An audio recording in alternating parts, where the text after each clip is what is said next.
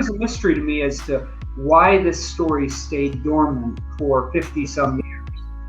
It was such a powerful and beautiful story, and I think it's because people saw a tragedy.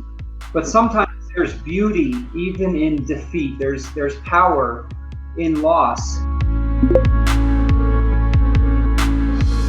Tom is from New England. He was the son of a man who owned a small grocery store empire. So he grew up in the country club scene. He had all the privilege in the world. He was expected to go to Harvard. He was expected to inherit this business. And instead he said, I want to serve my country.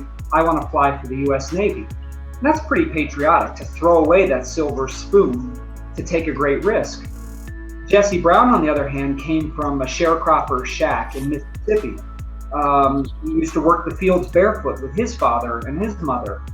And his whole country was against him, as we know back then.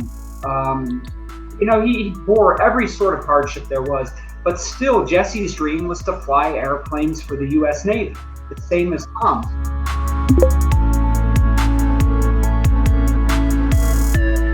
And a reviewer actually pointed out to me, they said, do you realize how patriotic Jesse was?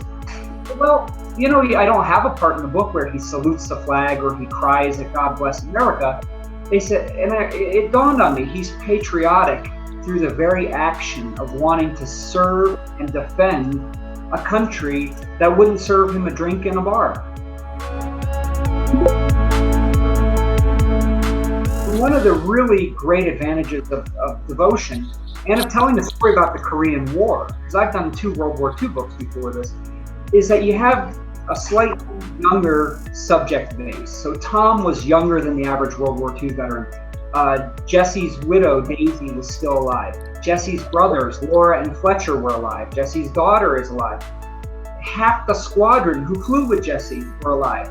And so we were able to get a lot of firsthand, still vibrant stories from these people. And it added a lot. It allowed us to use a lot of dialogue in this book, as remembered by the participants.